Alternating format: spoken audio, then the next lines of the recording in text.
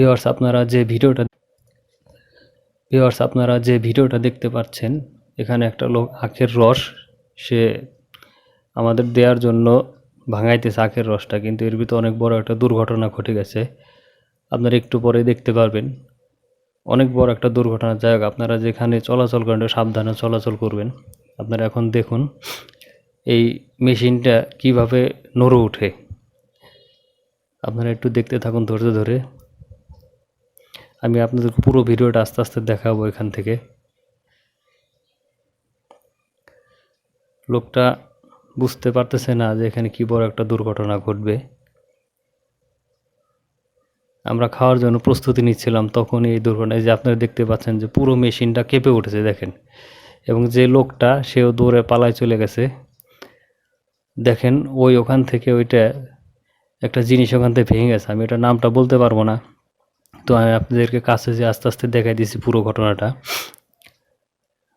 অনেক বড় একটা দুর্ঘটনা ঘটে গেছে। দেখেন লোকজন সব ভয়ে যার যার স্থানে শক্ত হয়ে দাঁড়াইছে, যে গাড়ি থেকে লোকজন নেমে পড়তেছে আস্তে আস্তে। দেখেন গাড়ি থেকেও লোকজন ভয়ে চড়ে নেমে যাচ্ছে আর কি। এখন আপনারা যে পিচ দিকে যে বড় একটা ফেরি দেখতে পাচ্ছেন, ওই যে ফেরিটা, সেই ফেরিটাকে সজোরে একটা ধাক্কা মারছে। এই ধাক্কাটা দেওয়ার ফলেই ফেরির যে গার্ডার একটা ছিল, যেখানে আপনার দড়িটা বেঁধে রাখে আর কি, ওই জিনিসটা হয়তো ভেঙে গেছে।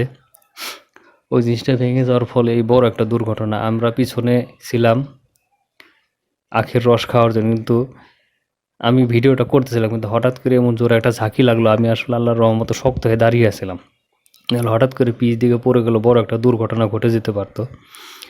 এখন আমি আপনাদেরকে আস্তে আস্তে সামনে নিয়ে দেখাবো ভিডিওটা আসলে কি ভেঙেছে বা কী কারণে ঘটনাটা ঘটলো এখানে। আমি এখন আপনাদের আস্তে আস্তে সামনের দিকে নিয়ে যাচ্ছি।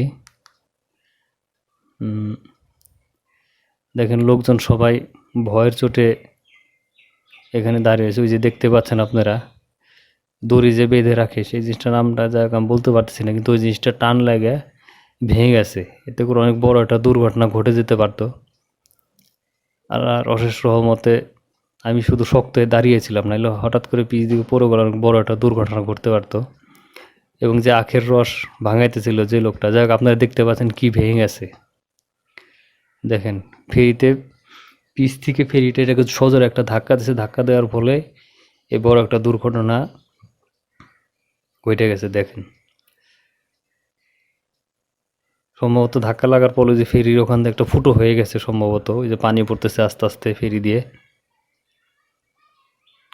যাই হোক, সবচেয়ে বড় কথা হলো আপনারা যেখানেই যাবেন সাবধানে থাকবেন, নিরাপদে থাকবেন, আর সবসময় নিরাপদেই থাকার চেষ্টা করবেন। আর সবসময় আল্লাহর উপর ভরসা রাখবেন। আল্লাহ পাক যেন আপনাদের সবাইকে নিরাপদে রাখে এবং আমাদের সবাইকে হেফাজতে রাখে। সবাই সাবধানে থাকবেন। ভিডিওটি আজ এই পর্যন্তই।